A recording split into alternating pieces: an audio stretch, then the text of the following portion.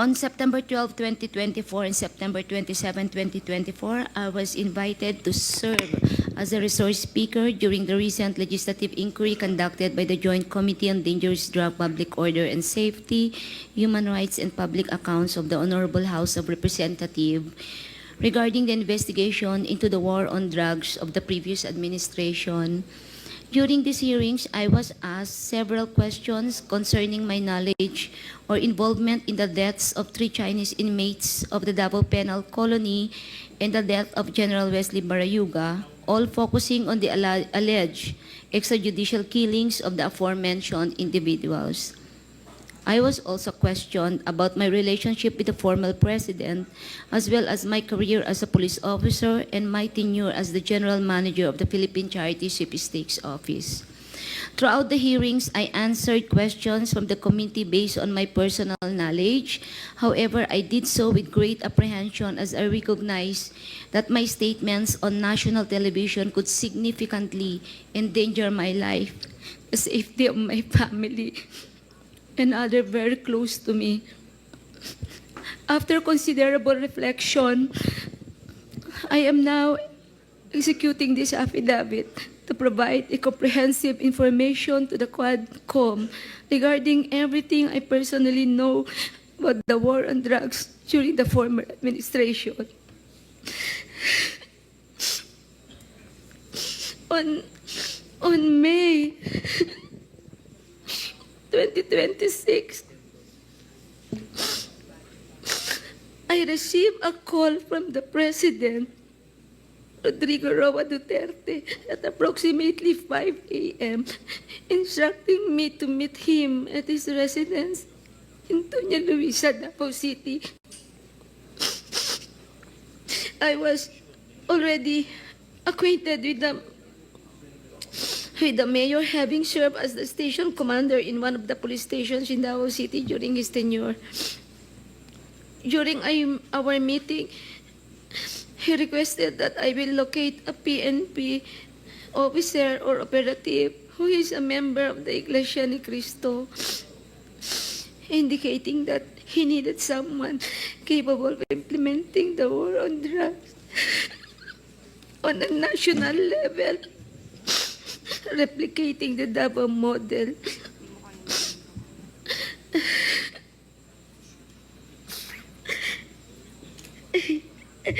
The Davao model referred to the system involving payment and reward.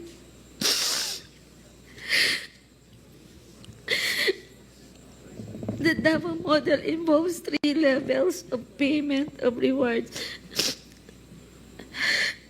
First is the reward if the suspect is killed.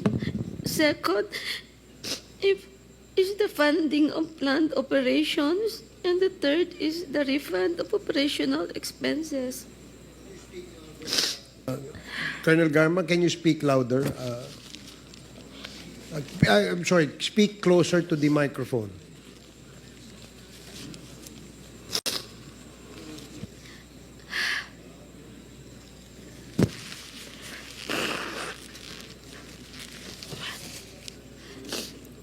Initially, I informed the President that I was unaware of any individual with those qualifications, as I had not been assigned outside of Davao City or had served in the national capacity within the PNP.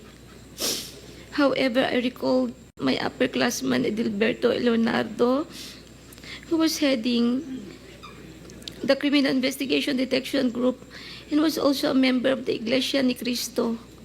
I mentioned his name to the President.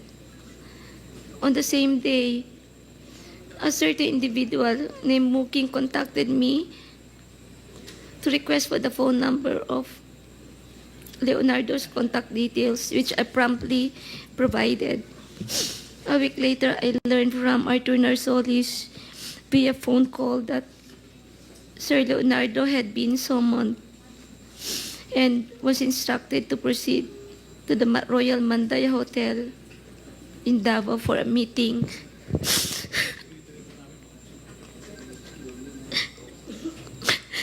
Leonardo informed me later that he stayed at the hotel for almost 3 days, during which the President directed him to organize, according to Sir Leonardo, a task force which he understood as PAOK-TF. When Leonardo relayed this information, urged me to join the task force, I declined first, citing my lack of experience in handling said operations. Leonardo subsequently informed me that he had prepared a proposal routed to Bongo outlining the task force which would encompass Luzon, Visayas, and Mindanao.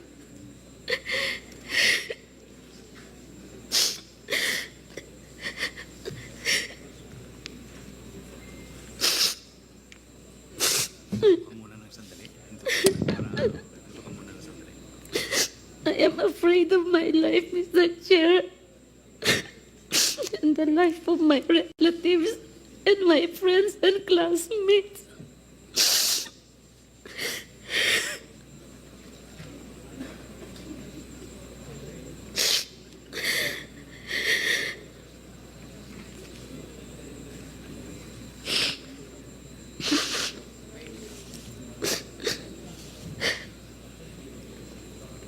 Leonardo subsequently informed me that they had prepared a proposal routed to Bongo confirming the task force operation which would encompass Luzon, Visayas, Mindanao.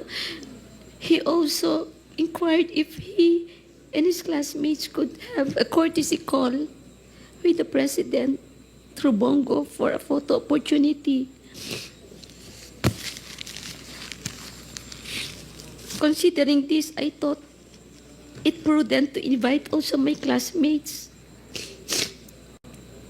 to join the courtesy call.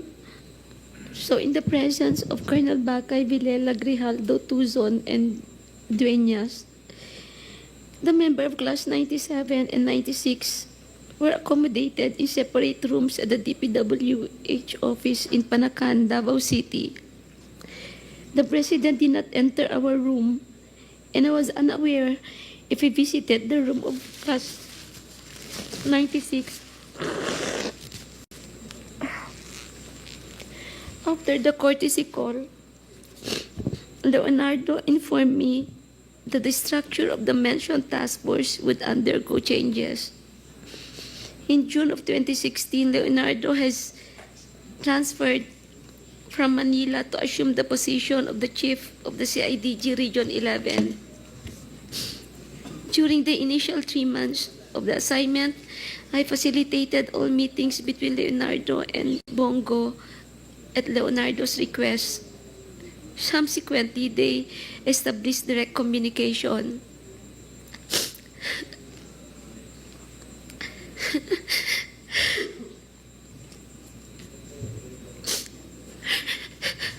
Leonardo informed me that he had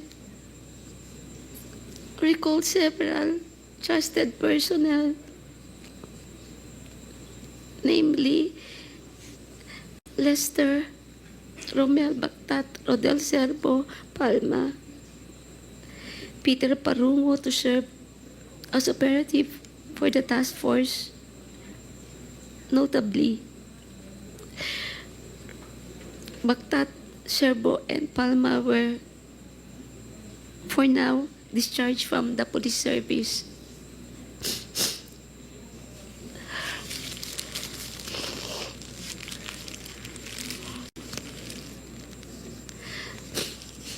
Romel Bactat, Serbo, Palma were all former police officers stationed at the CIDG 11 office. They were discharged from the service on or about a year ago due to an operation that led to the killing of one individual. Lester Berganyo is a provide citizen, while Peter Parunga was a former detainee of CIDG due to a charge of rape that has been cleared. Romel Bactat, Serbo, Palma, and Parunga were charged with the task of collecting and verifying informations provided by police officers in the field concerning arrests, deaths of individuals named in the list of drug personalities, and creating summary reports. All of these reports would then be encoded and compiled by Lester Berganyo. The compilation is thereafter elevated to Sir Leonardo, who will decide what level the arrest or killing was and its corresponding reward. Rewards were only given for killings, while for arrests only for the funding of Copland and refund for operational expenses was given. I saw how these individuals operated when I would visit my friend in CIDG 11. He conveyed that the task force would be structured differently and that he submitted a document to Bongo detailing the task force operation, including an overview of the current drug landscape in the Philippines. I was informed that the drug structure originated from Bucor, where numerous drug lords are currently incarcerated, and that it has 3 branches, Luzon, Visayas, and Mindanao, with Peter Lim involved in the Visayas region. Once the task force became operational, I later learned that all Copland's funds, refunds for operational expenses, and rewards for agents were processed through the account of Peter Parungo. Currently, Lester Berganyo maintained a comprehensive list of the drug personalities of the Philippines. Leonardo conducted briefings for all PIDEA, IG regional directors, and PNP chiefs regarding the drug situation. Additionally, if any individual died during police operations, Leonardo will report the incidents to Bongo for inclusion in the weekly report and request for refunds of operational expenses.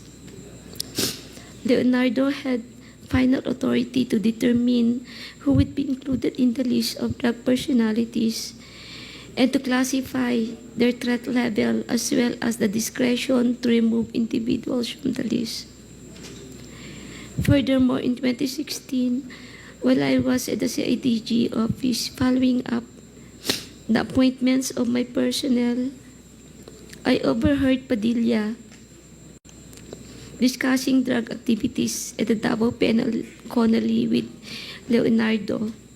Padilla specifically identified certain Bucor officers involved in drug trade, notably mentioning an officer named Ginto, who was subsequently killed along with other Bucor members. These are the critical facts I personally know regarding the drug war of the previous administration. I am prepared to provide additional details and information in a supplemental affidavit or during an executive session at the discretion of the committee. I affirm the truthfulness and accuracy of the above statements to assist in the investigation by the Joint Committee, Your Honors. Mr. Chairman. Go ahead, SDS. Mr. Chairman, alam mo, papasalamat ako kay Ma'am Garma. And no, alam po natin ang nararamdaman mo. Pero kaya ako umakyat, nanonood po ako sa TV, sa baba. Mukhang itong committee na to parang pinilit ka para magsalita. Kaya ka umiiyak. Baka sabihin ang Quadcom pinilit ka para magsumite ng affidavit at basahin mo. Umiiyak ka. So gusto po namin kasi na pakita mo talaga na kusang loob ang sasabihin mo dito sa Quadcom. Wala pong sapilitan at galing po sa puso nyo ang pagsasalita. So kaya po ako umakyat, nasa baba ako, kausap ko yung mga ibang kasama natin. Ma'am Garma, Alam ko naman po yung sitwasyon nyo. May nanonood po sa atin buong Pilipinas, lalo na sa Mindanao. Alam ko po kung ano nararamdaman nyo. Pero pakita nyo naman po, in the interest of fairness,